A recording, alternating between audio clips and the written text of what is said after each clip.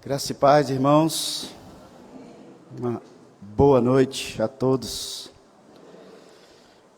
De volta, depois de uns dias aí, longe de vocês. Eu não vou perguntar se ficaram com saudade, porque talvez eu escute o que eu não quero ouvir, né? Então a gente faz de conta que todo mundo estava com saudade de mim. Eu estava com saudade daqui, do culto, desse momento. E agradeço a Deus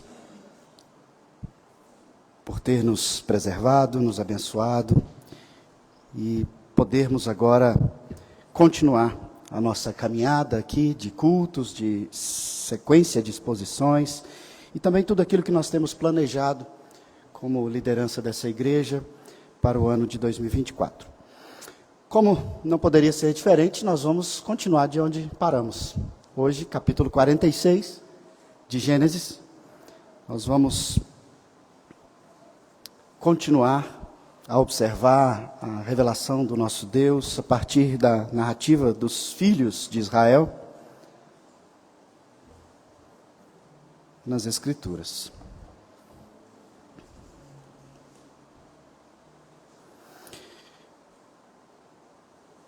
Eu vou ler o capítulo 46, irmãos, da seguinte maneira, eu peço que vocês acompanhem atentamente. Eu vou ler do versículo 1 ao versículo 7, e então eu farei um salto e continuarei a ler a partir do verso 26 até o versículo 30. A palavra do Senhor diz assim: Partiu, pois, Israel, com tudo o que possuía, e veio a Berseba, e ofereceu sacrifícios ao Deus de Isaque, seu pai. Falou Deus a Israel em visões de noite, e disse: Jacó, Jacó. Ele respondeu: Eis-me aqui. Então disse: Eu sou Deus, o Deus de teu pai. Não temas descer para o Egito, porque lá eu farei de ti uma grande nação. Eu descerei contigo para o Egito e te farei tornar a subir, certamente. A mão de José fechará os teus olhos. Então se levantou Jacó de Berseba, e os filhos de Israel levaram Jacó, seu pai, e seus filhinhos e as suas mulheres nos carros que Faraó enviara para o levar. Tomaram o seu gado, os bens que haviam adquirido na terra de Canaã, e vieram para o Egito. Jacó e toda a sua descendência, seus filhos e os filhos de seus filhos, suas filhas e as filhas de seus filhos e toda a sua descendência, levou-os consigo para o Egito. Verso 26 agora. Todos os que vieram com Jacó para o Egito, que eram seus descendentes, fora as mulheres dos filhos de Jacó, todos eram 66 pessoas. E os filhos de José, que lhe nasceram no Egito, eram 2. Todas as pessoas da casa de Jacó que vieram para o Egito foram 70. Jacó enviou Judá diante de si, a José, para que soubesse encaminhá-lo a Gósen. E chegaram à terra de Gósen. Então José aprontou seu carro e subiu ao encontro de Israel, seu pai, a Gósen. Apresentou-se, lançou-se-lhe ao pescoço e chorou assim longo tempo. Disse Israel a José: Já posso morrer, pois já vi o teu rosto e ainda vives. Até aqui, leitura da palavra do nosso Deus. Vamos orar? Senhor Deus, estamos aqui reunidos com o objetivo exclusivo de te adorar. Toda a terra é tua, toda a criação é tua, todo o tempo é governado por ti. Mas o Senhor nos convoca, nesse dia especial, criado e separado por ti, e nesse momento especial e ajuntamento onde o Senhor manifesta a sua presença, o Senhor nos chama a voltarmos toda a nossa atenção, toda a nossa fé, todo o nosso ser a adorar ao Senhor. Nós estamos respondendo ao Senhor com esse culto. Entendemos que o Senhor é Deus, que o Senhor nos salvou e que o Senhor nos chama a viver esse relacionamento. Onde o Senhor nos concede vida bem-aventurada, conduzida pelo Senhor, e nós te respondemos em fé, que confiamos no teu governo, confiamos nos teus planos, confiamos nas tuas promessas. Pedimos que o Senhor então nos confirme as promessas, nos abra os olhos para entender profundamente o que o Senhor requer de nós, para que nós possamos te responder de maneira digna, como teu povo. Agradecemos muito por mais essa oportunidade, pela tua palavra e por todos os instrumentos que nós temos para fazer a correta interpretação da tua palavra, para não ficarmos aqui lucubrando, imaginando e formando opinião sobre o que o Senhor quer dizer. Mas temos com clareza a firme convicção, até mesmo pelo agir do teu Santo Espírito, sobre o que o Senhor quer, o que o Senhor nos revela e o que o Senhor nos chama a responder. Dá-nos então essa clareza nesse momento. Utilize, ó Pai, a minha vida, minha voz e toda a preparação dessa exposição para que o teu nome seja exaltado, engrandecido e exposto. E de forma nenhuma que eu apareça. Usa-me, ó Pai, eu me disponho e me proponho em tuas mãos, de coração pronto e sincero. Agradecemos porque nesta noite, ó Pai, mais uma vez o Senhor abençoa que essa igreja que se reúne possa cultuar com a presença da nossa irmã Célia em nosso meio. O Senhor tem governado as nossas vidas, mas a nossa irmã, o Senhor tem dado um momento de grande dificuldade, desafios, onde a fé da nossa irmã, juntamente com a nossa, certamente tem sido aperfeiçoada, aprofundada. Continue a abençoar, a sustentar, a conduzir todo o tratamento, a cirurgia que se fará novamente, ó Pai, para que a vida da nossa irmã Célia, em nosso meio e para todo sempre, venha a testemunhar do teu cuidado sobre o teu povo. Colocamos também nessa oportunidade a vida da nossa irmã Welda diante do Senhor, pedindo que o Senhor abençoe a cirurgia que também acontecerá, agendada para o dia 15. Continue a sustentar, a abençoar, ó Pai, e conduzir para que a vida da Welda também seja um grande testemunho do teu cuidado sobre nós, porque nós confiamos em Ti e sabemos que nada, nem mesmo uma doença, foge do teu controle. Portanto, todos nós sabemos que o Senhor controla as nossas vidas e nos conduz para o nosso crescimento e o aumento e intensificação do nosso relacionamento com o Senhor. Portanto, conduza-nos, ó Pai, abençoa-nos, é o que nós te pedimos e agradecemos nesse momento, em nome de Jesus. Amém. Os irmãos, o que você ainda não fez na sua vida, que você gostaria de fazer antes de morrer? Em 2020 eu fiz essa mesma pergunta. O que você gostaria de fazer antes de morrer? Tem várias listas de coisas a se fazer antes de morrer. Eu, por exemplo, de vez em quando vou reformulando a minha lista. Eu gostaria de viajar de motorhome até Nova Orleans, nos Estados Unidos. Eu gostaria de viajar de moto, saindo daqui, indo pelo Chile, chegando até o Ushuaia. Gostaria de mergulhar no mar mais vezes. Esse é só o início da minha lista. Ela é grande. Mas, movido por curiosidade, eu comecei a pesquisar na internet o que as pessoas desejam, né? Tem várias listas com as coisas mais esquisitas que eu já vi. Tem gente que gostaria de abraçar um coala antes de morrer. Isso nunca passou pela minha cabeça. Tem gente que deseja abraçar um desconhecido na rua antes de morrer. Tem gente que gostaria de trocar um emprego que paga bem, mas faz mal, por um emprego que paga mal, mas faz bem, antes de morrer. Escrever um livro, plantar uma árvore, está entre os 10 mais de todas as listas. Pular de paraquedas também é bem comum. Nadar com golfinhos, escrever uma carta, colocar numa garrafa, jogar no mar.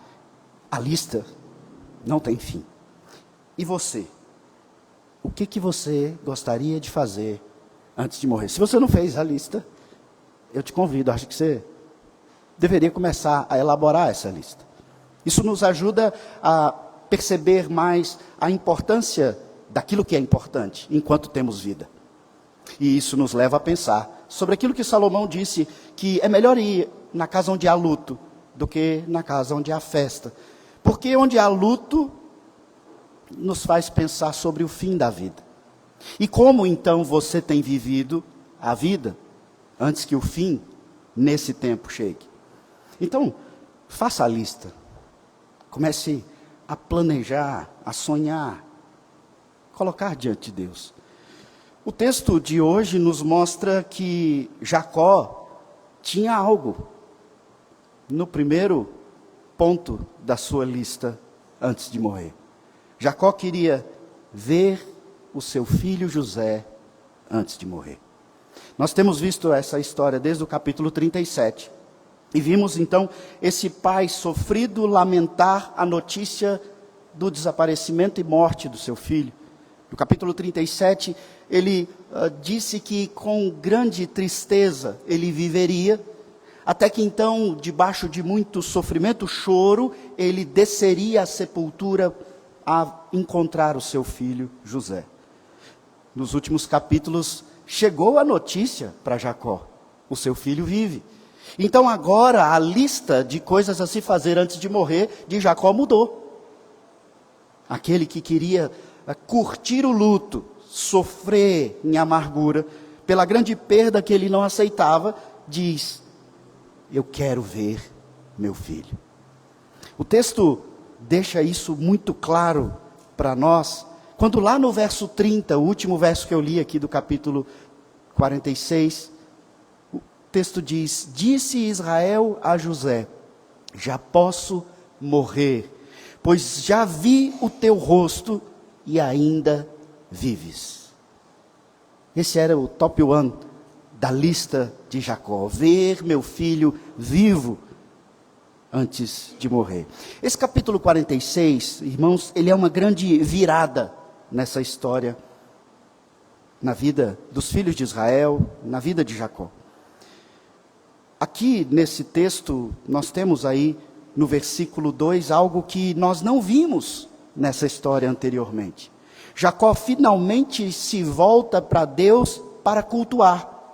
Jacó diz para Deus: eis-me aqui. Olha aí o versículo 2. Falou Deus a Israel em visões de noite e disse: Jacó, Jacó. E ele respondeu: eis-me aqui. E essa resposta acontece no contexto em que, no versículo 1, diz que Jacó foi a Berseba oferecer sacrifício a Deus. É Jacó dizendo: Deus, apesar de toda a minha dor, de todo o meu sofrimento, de que tudo saiu diferente do que eu planejei, dos meus sonhos, do que se fazer antes de morrer, eu vou cultuar ao Senhor. É isso que um filho da aliança faz: cultua a Deus independente da circunstância. Por isso, antes da pregação, me veio à mente e achei importante orarmos contemplando entre nós a nossa irmã Célia, que independente da circunstância está aqui. Jacó, em toda essa narrativa, não parece que estava cultuando como deveria. Eu e você, muitas vezes, temos negligenciado isso. Jacó então diz: Senhor, eis-me aqui. Jacó, nesse texto do capítulo 46, também vira para sua descendência como um patriarca ausente, omisso. Vira para sua descendência e diz: eis-me aqui. Veja o verso 6. Tomaram seu gado e os bens que haviam adquirido na terra de Canaã, vieram para o Egito, Jacó e toda a sua descendência. Antes era filho para lá, filho para cá, pai para lá. Agora Jacó diz, nós vamos e todos os meus vão comigo. Versículo 7, isso é enfatizado de maneira ainda mais profunda. Seus filhos e os filhos de seus filhos, suas filhas e as filhas de seus filhos, e toda a sua descendência, levou-os consigo para o Egito. Filhos, filhas, filhos dos filhos, descendência, todo mundo com ele, indo para o Egito. É Jacó olhando para sua descendência e dizendo, eis-me aqui. Quantos filhos podem se lembrar aqui do quão ausente foram seus pais? Muitos entre nós vivenciaram isso. Jacó diz para Deus, eis-me aqui. Jacó diz para os seus descendentes, eis-me aqui. Mas então, no texto, de maneira impressionante, Deus diz para Jacó, Jacó, eu sempre estive aqui, eis-me aqui. Eu sempre estou aqui, eu sempre estarei aqui. O texto ainda nos mostra que José, no leito de morte do seu pai, estará lá. É um texto que mostra a presença, a vivência, o relacionamento. Mas vamos, por partes, então, observar essa sequência de transformações que acontecem aqui a partir do capítulo 46. O texto inicia dizendo que ele sai da terra, indo para o Egito encontrar seu filho, e o texto fala que Israel, usa o nome pactual, sai com tudo o que possuía. Ou seja, ele não está pretendendo fazer uma viagem rápida, não é algo passageiro. Ele sai com tudo e ele vai, não é para o Egito ainda. Ele vai fazer algo muito importante antes de toda a grande decisão que Tiago, na sua carta, diz que eu e você devemos fazer. Antes de qualquer planejamento, antes de qualquer mudança, nós precisamos colocar tudo isso diante de Deus. Israel vai a Berseba, e o texto diz que ele oferece sacrifícios. Nós não temos todo o tempo do mundo para explanar sobre o que é oferecer sacrifício, mas ele vai fazer um culto. Só que quando a expressão oferecer os sacrifícios aparece, o grande objetivo e alvo principal desse culto é pedir perdão. E ele quer pedir perdão, veja como o versículo 1 deixa claro, ele quer pedir perdão ao Deus de Isaac, seu pai. Jacó se lembra que ele tem um Deus que age de geração a geração.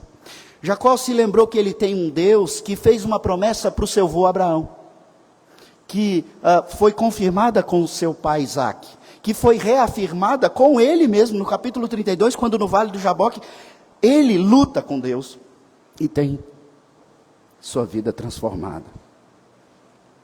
Mas quando eu olho para esse texto, eu me lembro de mim, de você, que também passamos por um momento de conversão, como Jacó. Mas ao longo da nossa caminhada cristã, nos esquecemos da importância desse relacionamento contínuo, ordinário, de culto a Deus. Nós não vemos o texto, a narrativa falar de Jacó adorando a Deus. Depois de todo esse sofrimento, de tudo isso acontecendo, então ele diz, eu vou cultuar. Ele se lembra, eu tenho um Deus. Mas esse não é um Deus genérico. Ele é Deus de Abraão, de Isaac, de Jacó, o Deus da aliança que disse que a minha descendência seria multiplicada de maneira que seria como olhar as estrelas do céu. Eu não poderia contar. Israel vai cultuar a Deus. Um culto, irmãos, como nós organizamos aqui na igreja, ele tem o elemento do pedido de perdão e da apresentação de gratidão como elementos fundamentais. Isso tudo é culto de adoração. Pode observar na nossa liturgia, nós primeiro nos apresentamos e pedimos perdão. Esse é o primeiro momento da nossa liturgia. Logo depois, nós fazemos um ato de gratidão. E na nossa teologia, nós entendemos que o momento de dízimos e oferta é elemento de culto. Ele faz parte da sua adoração. Por isso é importante você se levantar e vir em uma atitude, ainda que haja todo um envolvimento de transferência eletrônica de dinheiro e etc., você se levanta, você faz algo, é um ato de gratidão. Você pede perdão e você diz: obrigado, Senhor. Obrigado pelo perdão, obrigado pela salvação, obrigado pela provisão, obrigado pela condução, governo, obrigado, Senhor. Então nós, logo em seguida de agradecimento, do momento de gratidão, nós confessamos a nossa fé como um povo só. Temos a mesma fé. Somos unidos apesar de sermos diversos. E o que nos une é a confissão da nossa fé. Nós então paramos, nos aquietamos e nos calamos para ouvir Deus falando.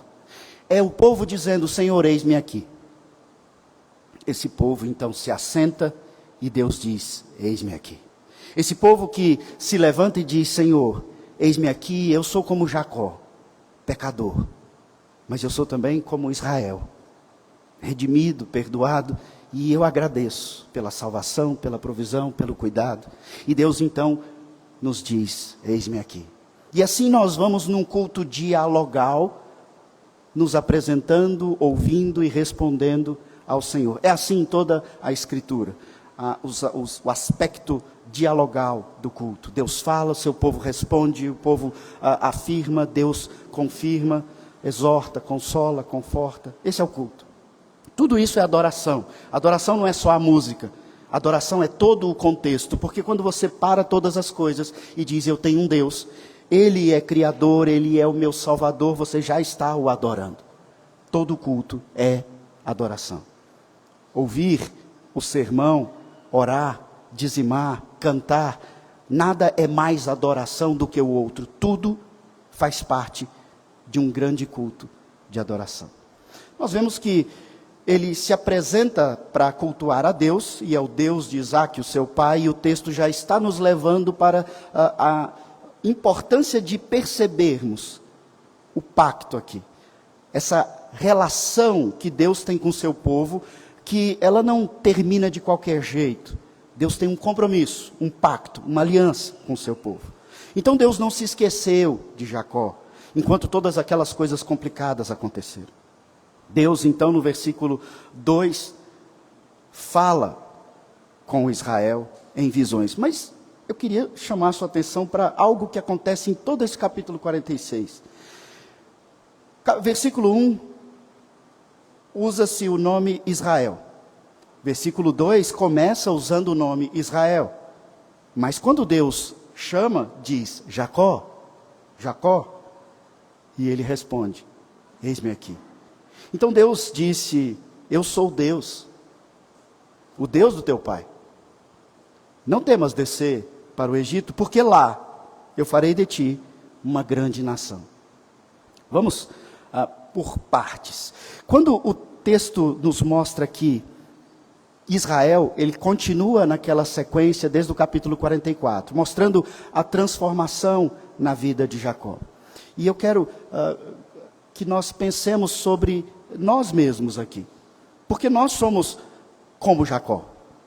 Somos declarados santos, mas ainda pecamos. Somos declarados justos, mas cometemos injustiça. Somos como Jacó, que peca, mas somos como Israel, que passou por uma conversão, uma transformação, uma santificação.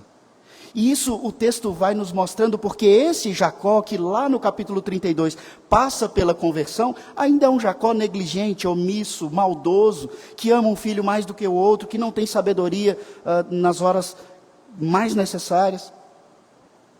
Esse sou eu, esse é você. Povo de Deus, transformado, mas que está num processo, que hora ou outra precisa ser exortado, pastoreado, disciplinado, porque nós ficamos entre Jacó e Israel.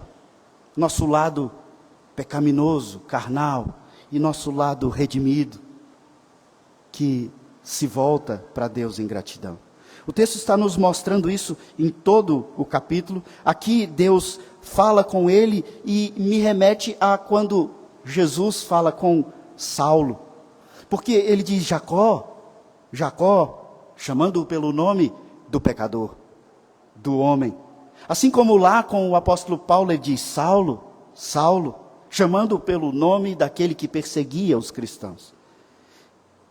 Esse Jacó sabe que ele é como Pedro, que diz que ama, mas nega 3 vezes antes que o galo cante. Ele diz: eis-me aqui, Senhor.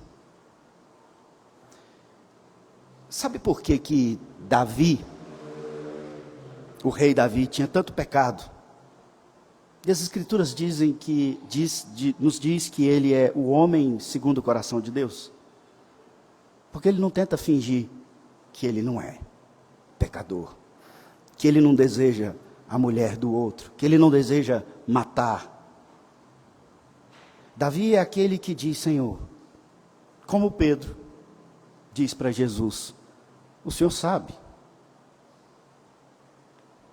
eu sou falho, mas eu estou aqui. O Senhor é o meu Deus. Deus então diz para Israel: eu sou Deus. Eu sou o Deus do teu pai. Não fica com medo, não. Pode ir para o Egito. Olha a importância do que está acontecendo aqui. A aliança de Deus é a aliança da terra prometida. Eles estão na terra. De repente eles têm que sair da terra, porque está dando tudo errado. Não tem comida. Mas aquela não é a terra que mana leite e mel. Deus está nos mostrando, irmãos, que a aliança da terra é maior do que uma porção de terra. Pode ir para o Egito, Jacó. Pode ir para lá, porque eu estou controlando tudo. Eu estou conduzindo todas as coisas. Lá no Egito, eu farei de ti uma grande nação. Lá no Egito. E eu vou fazer isso porque eu sou Deus do teu pai, Isaac. Lembra? Lembra da promessa, da aliança, do pacto feito com Abraão? Qual era a grande promessa? De ti farei uma grande nação. Israel, sou eu. O Deus que prometeu para o seu avô, eu vou cumprir a partir de você também. Pode ir para o Egito. Lá eu vou fazer o que eu já tinha programado de fazer. Eu conduzirei a tua ida, e o verso 4 nos mostra, e eu já programei a sua volta. Verso 4 diz: eu descerei contigo para o Egito e te farei tornar a subir, certamente. A mão de José fechará os teus olhos. Se você é um leitor atento das Escrituras, talvez tenha surgido uma dúvida aqui para você, porque ele diz que Israel vai para o Egito, mas vai voltar para Canaã, certamente. Mas a gente sabe que 17 anos depois desse momento, ele morre lá no Egito. Então, as Escrituras falharam, Deus errou, o que aconteceu? Ele disse que ele ia voltar, por que ele não voltou? Porque Deus está nos mostrando que a promessa dele é maior. Versículo 3, ele fala que lá ele vai fazer acontecer na vida de Jacó o objetivo para qual ele veio a esse mundo, se tornar Israel. Mas não Israel um homem, Israel uma nação.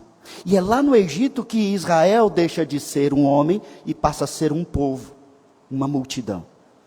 Capítulo 46 nos mostra esses descendentes e o texto é riquíssimo nos dando nomes, se preocupando em mostrar a linhagem, para nos mostrar, de Abraão vieram 12, de Jacó entra no Egito 70, mas quando começa o livro de Êxodo, com Moisés sai uma nação inteira.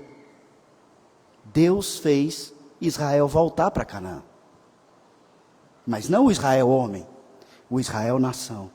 Então ele diz: eu vou descer com você para o Egito, Jacó, e eu vou fazer o Israel voltar para Canaã, certamente. A mão de José vai fechar os olhos de Jacó, a mão do Senhor vai trazer de volta a nação de Israel. Era tudo que esse homem precisava ouvir antes de morrer. Seu filho está vivo, Deus continua a cumprir a sua aliança, Deus está conduzindo todas as coisas, pode ir para o Egito, a incubadora da semente da salvação. E é isso que Deus faz aqui nesse mundo até hoje, irmãos. Eu tenho repetido que o Egito tem uma simbologia para nós. Ele aponta para essa terra, esse mundo, esse tempo que nós vivemos. E é nesse mundo, na terra da escravidão, que você não pode ter grandes expectativas, ao mesmo tempo Deus te dá muitas expectativas, coisas boas, missão para ser desenvolvida, desempenhada para o reino e avanço da palavra. Deus faz com que, em meio a toda essa luta do Egito que nós vivemos, a semente dele vai se multiplicando. Deus vai fazendo com que seu povo cresça no Egito. É assim que aconteceu com Jacó, é assim que aconteceu com essa nação, é assim que tem acontecido conosco. Esse homem agora não tem mais dúvida. Ele já estava indo, ele agora ouve, confirma, versículo 5 diz que ele se levanta e vai para Berseba. Agora eu vou te chamar a atenção de novo, para o mesmo aspecto de Jacó e Israel, no versículo 5. O texto diz, então se levantou Jacó de Berseba, e os filhos de Israel levaram Jacó, seu pai, e os seus filhinhos e as suas mulheres nos carros que Faraó enviara para levar. Então levantou Jacó, e os filhos de Israel levaram Jacó. Percebe que não é por acaso que Moisés utiliza esses termos, ora Jacó, ora Israel? Inspirado por Deus, ele está nos mostrando a transição do homem para a nação. Levanta Jacó e vai para Berseba. Levanta de Berseba e vai para o Egito. Os filhos de Israel. Esse é o nome da nossa série. Os filhos de Israel levaram Jacó, o seu pai, seus filhinhos, as suas mulheres. Vai Jacó, volta à nação. Mas eu queria trazer uma informação que eu julgo importante para vocês. Por que Jacó cultua em Berseba antes de ir para o Egito? Esse lugar, ele é um local, nós chamamos de litúrgico. Aqui, na região de Berseba, é onde está o Monte Moriá. E o Monte Moriá é aquele lugar onde Abraão tem o livramento do seu filho Isaque. Após esse livramento, ele então prepara ali naquela região, em Berseba, um local de culto. E ele mora ali para que ele esteja próximo do local de culto. Seu filho Isaque também mora naquela região e cultua nesse lugar, em Berseba. Jacó, então, filho de Isaque, quando ainda bem novo, ele cultuava com o seu pai no lugar que seu avô começou a cultuar. E a grande ênfase dessa família é: Deus tem um pacto conosco. Deus há de salvar as nossas gerações. Jacó cresce ouvindo isso. E ele então, na sua juventude, vai para a casa de Labão e toda aquela história que acontece com ele, vai para um lado, vai para o outro e agora está lá em Canaã, mas não em Berseba. Quando uma grande transformação acontece na sua vida, ele vai para o local de culto. Os pais que estão aqui, percebe agora no aspecto até humano da coisa, a importância de trazer seu filho para cultuar, a importância de ensinar o seu filho a cultuar o Deus de Abraão, o Deus de Isaque, o Deus de Jacó. Mesmo quando você não estiver mais aqui, esse lugar, essa fé, não essa estrutura em si, mas o que se ensinou a fazer, nunca mais vai ser esquecido.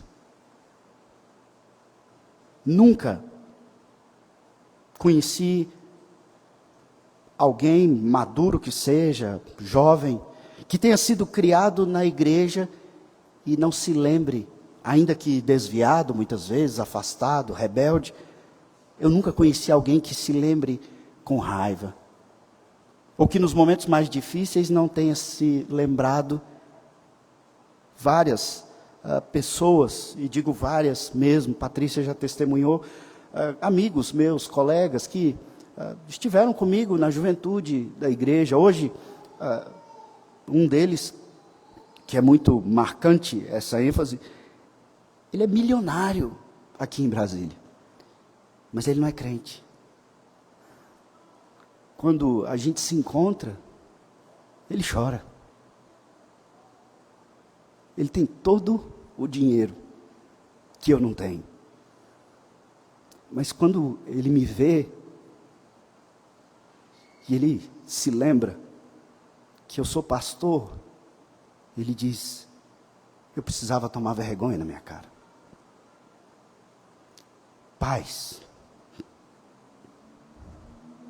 ensinem seus filhos a cultuarem. Ensinem seus filhos sobre esse compromisso que Deus tem de salvá-los, de conduzir a vida deles. Tragam seus filhos para o culto. Ensine-os a ouvir a palavra, a lerem a palavra. Conversem com eles sobre a pregação. Cheguem em casa durante a semana, hoje, à noite, se for domingo de manhã, domingo de tarde. E aí, filho, o que você entendeu? Filha, me conta, o que você entendeu da pregação, do estudo da escola dominical? Conversem sobre isso. Surgirão dúvidas, surgirão também oportunidades. Ensinem os seus filhos. Jacó aqui tem 130 anos. E ele volta para cultuar onde o seu pai cultuava, onde o seu avô cultuava. Para depois ir para o Egito. Deus está conduzindo a história. O texto nos mostra que nessa transformação ele se volta para sua descendência para mostrar que ele é um patriarca crente agora. E presente. Se o texto estava nos mostrando o pacto de Deus com Abraão, Isaac, agora Jacó diz: opa, eles têm que entender que o pacto continua, passa por mim e segue adiante. O versículo 6 fala da descendência. Versículo 7 fala da descendência. Versículo 26 fala da descendência. Ele não deixou ninguém para trás. Ele não perguntou: filho, você quer ir? Filha, você acha interessante essa religião do papai, do vovô? Ele diz: vai todo mundo comigo, porque o meu Deus é o seu Deus. Vieram para o Egito, verso 6, Jacó e toda a sua descendência. Verso 7, seus filhos e os filhos dos seus filhos, suas filhas e as filhas dos seus filhos, e toda a sua descendência, levou-os consigo para o Egito. Formule na sua mente aí, um idoso, bem idoso, 130 anos. Eu imagino que, se há alguém aqui entre nós com 130 anos, não deve estar querendo fazer muitas mudanças na vida. Sair da sua casa, o seu ambiente, o conforto. Ele larga tudo para trás. Não deixa animal, não deixa pertence. Ele pega todo mundo e diz: nós vamos embora. Nós vamos embora porque Deus está conduzindo essa história. Deus está cuidando de tudo. A grande transformação acontece na vida de Jacó, como muitas vezes acontece para mim e para você. Nós sabemos que Deus existe, nós confessamos a Ele, mas nós vivemos a nossa vida independente dEle. A gente quer resolver as nossas coisas.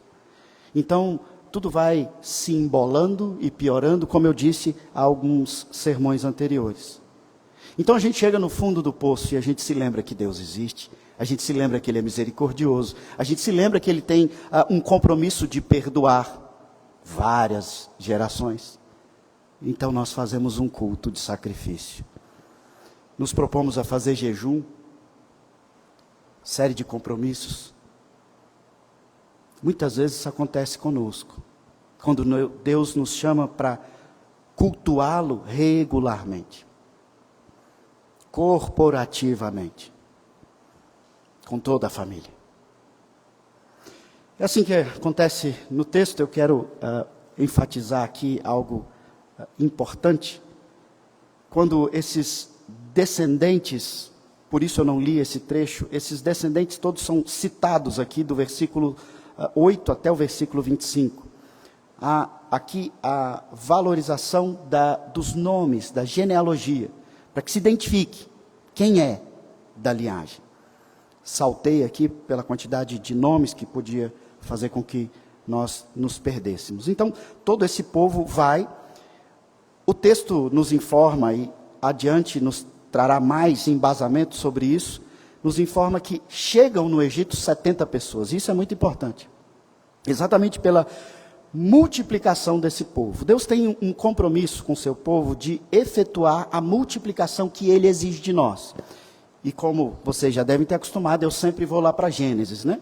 Quando ele estabelece o casamento, homem e mulher, ele diz: multiplicai, sede fecundo, enchei a terra. Ali ele estava definindo não só a questão de ter filhos, mas de evangelizar filhos. E mostrando-nos o aspecto da multiplicação do povo da fé, com uma ênfase mais importante até mesmo do que a multiplicação de consanguinidade. Ou seja, eu posso adotar um filho, eu não preciso gerar um filho para evangelizá-lo. O importante é que eu multiplique aqueles que são parte da aliança com Deus. O texto nos mostra esse pacto da multiplicação que Deus tem com o seu povo. E isso nos gera uma cobrança hoje como igreja. Porque essa igreja precisa gerar filhos. E a gente até tem visto, né? Tem as criancinhas aí. Tem criança nascendo no nosso meio. Isso é ótimo. E nós não excluímos ela do culto. Ela vai crescer com uns 4, 5, 6, 7 anos. E diferente de todos os coleguinhas da escola, ela vai conhecer os hinos do Inário Novo Cântico. Quem da escola dela sabe os hinos do Novo Cântico? Ela vai conhecer a história de José, a história de Jonas, a história de Davi e Golias.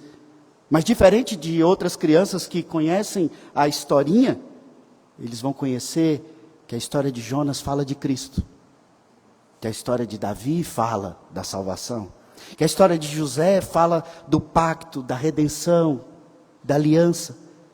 Então, quando alguém perguntar para ele por que ele é batizado, se ele é católico, ele pode explicar tranquilamente: não, é porque Deus tem uma aliança de geração a geração. Deus se compromete em salvar os filhos dos filhos dos filhos. Por isso eu sou crente. Deus tem nos chamado a evangelizar a partir do nosso lar o mundo. Aqui é o Egito. Aqui é o lugar de multiplicar. Quando a gente estiver no céu, não precisa mais evangelizar. Nossa igreja então precisa aumentar o compromisso de evangelização proposital, não só dos filhos, mas alargando as nossas fronteiras, nas nossas proximidades aqui, criando programas, atividades que tenham esse propósito claro de evangelizar. Nós já participamos de missões com o reverendo Paulo, e sempre que é oportuno, mas nós precisamos ser instrumento de multiplicação desse evangelho como igreja. Chegamos ao fim aqui do texto, quando tem o grande e esperado encontro. Verso 29 diz que José aprontou seu carro, subiu ao encontro de Israel, seu pai, a Gósen, e apresentou-se. E aí vem uma parte que eu gosto muito. Lançou-se-lhe ao pescoço e chorou assim longo tempo.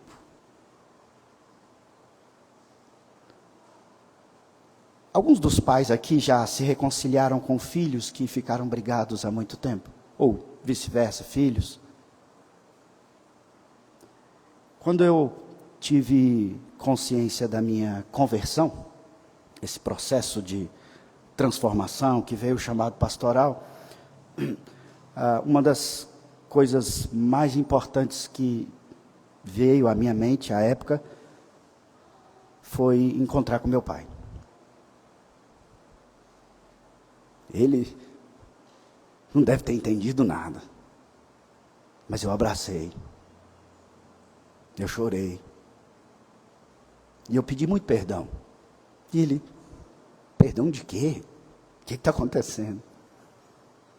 Eu não sabia explicar, mas eu queria que ele me perdoasse, porque ele se esforçou tanto para ensinar a Bíblia, os princípios, e eu vivia me desviando, vivia fazendo coisa errada, vivia querendo ser o tal. E quando veio a consciência Lógico, eu chorei diante do Senhor, pedindo perdão, primeiramente a Deus.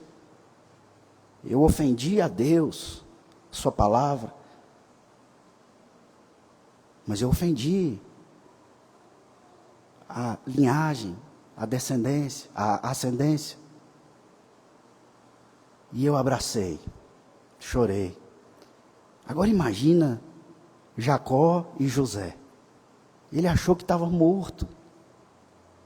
Tudo que o filho queria era ter passado todo esse tempo com a família. Ele se lança. O pai consegue ser ainda mais impactante que o filho. Diz para o filho: agora eu posso morrer. Isso me leva, irmãos, ao Evangelho de Lucas. O texto que nós lemos no início da nossa liturgia. Nós vimos ali o cântico de Simeão. O texto diz: havia em Jerusalém um homem chamado Simeão. Homem esse justo, piedoso, que esperava a consolação de Israel. E o Espírito Santo estava sobre ele. Revelaram-lhe o Espírito Santo que não passaria pela morte antes de ver o Cristo do Senhor. Movido pelo Espírito, foi ao templo, e quando os pais trouxeram o menino Jesus para fazerem com ele o que a lei ordenava, Simeão o tomou nos braços e louvou a Deus, dizendo: agora, Senhor, podes me despedir em paz, o teu servo, segundo a tua palavra, porque os meus olhos já viram a tua salvação. Nós vimos de manhã Jó dizendo: agora meus olhos te veem.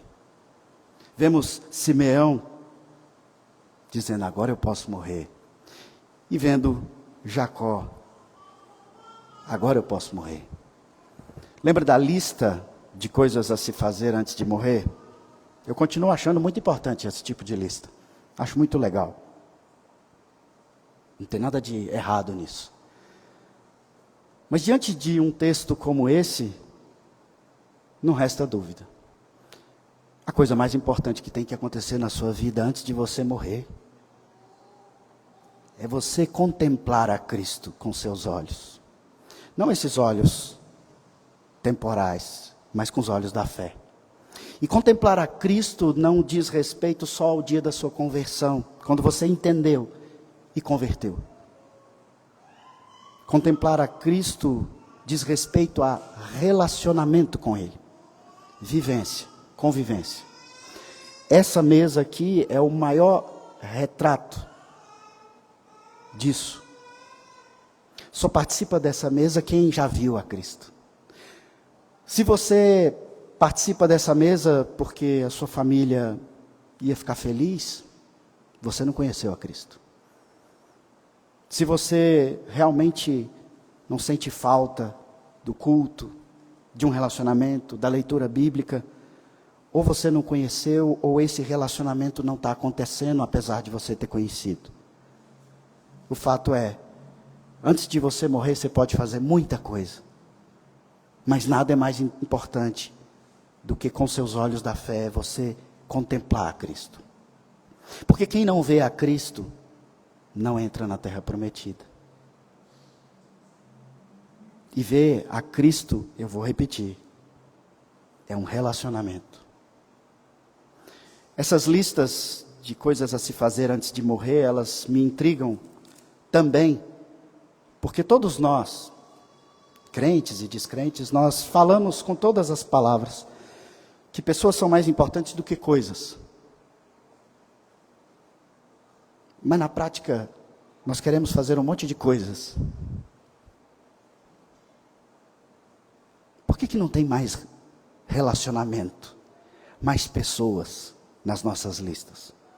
Fazer isso com aquela pessoa, fazer aquilo com a outra pessoa, pedir perdão para aquela pessoa, voltar a ter um relacionamento próximo e íntimo com aquele outro, evangelizar tal pessoa propositalmente, insistentemente, fazer isso com aquele, com aquela. Dizemos que as pessoas são mais importantes, mas os nossos projetos mostram que não. E eu estou fazendo você pensar isso agora no finalzinho, porque conhecer a Cristo antes de morrer é isso. É relacionamento. É viver em Cristo, com Cristo e para Cristo. De agora até o dia que você for morrer. Porque aí então na eternidade, você vai estar com Ele dioturnamente. Nós vamos para a mesa do Senhor, a mesa que mostra que, assim como José, Cristo está vivo.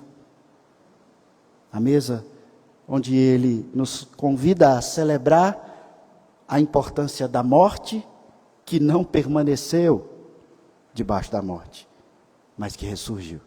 Que é isso que nós vamos fazer. Eu vou orar, separando esses elementos do uso comum, então nós vamos participar da mesa com Cristo nesse momento. Vamos orar.